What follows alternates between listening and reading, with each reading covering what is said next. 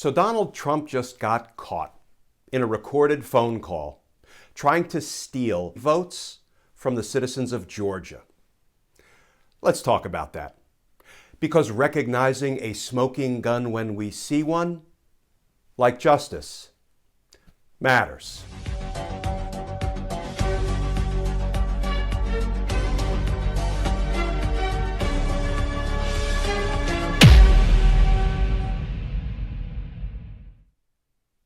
Hey all, Glenn Kirshner here. So you've probably heard the tapes by now, maybe read some of the reporting. Donald Trump told the Georgia Secretary of State to, quote, find the exact number of votes Donald Trump would need to falsely declare that he and not Joe Biden won the state of Georgia. In Georgia, Donald Trump lost by exactly 11,779 votes. And he is heard on a recorded phone conversation telling the Secretary of State for the state of Georgia, Brad Raffensperger, I want you to find 11,780 votes, so I can be declared the winner. Here is how this blockbuster story is being reported out today. NBC News. Trump begs Georgia Secretary of State to overturn election results in remarkable hour-long phone call. Here's how the AP reported it. Trump, on tape, presses Georgia official to, quote, find Trump votes. That article reads in part, the president, who has refused to accept his loss to the Democratic president-elect, is heard telling Raffensperger at one point, all I want to do is this. I just want to find 11,780 votes, which is one more than we have, because we won the state. Folks, that is some mob talk, right? How many times have we heard some variation of, hey, boss, I found some stuff, fell off the truck. What do you want me to do with it? Donald Trump says, I want you to find me 11,780 Trump votes so I can be declared the winner. You know the other thing this reminds me of?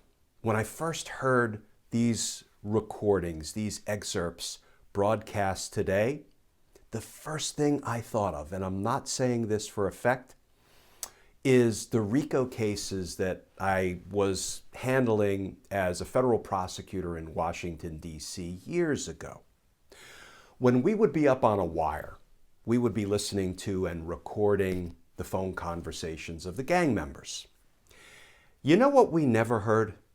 We never heard a gang member say something like, yeah, I think next week we're going to need 10 kilos of powder cocaine. We didn't hear that. You know what we did hear? Things like, yeah, you know that football game we got next week? Yeah, we're going to need like 10 footballs for that game. Can you swing that? Yeah, I got you, boss. That's the kind of stuff we heard.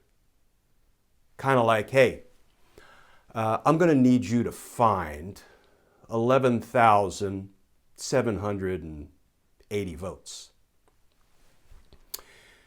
The other thing this is, folks, is, I would call it voter disenfranchisement, but that is way too generous a term.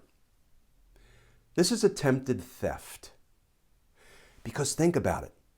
Donald Trump just tried to steal 11,780 votes from citizens in Georgia who cast those votes for Joe Biden. Donald Trump just tried to up and steal them. And how long before we start to hear, now that he's been caught red-handed, we start to hear this was a perfect call, perfect phone call. I would agree with Donald Trump in this sense. This phone call was perfectly undemocratic.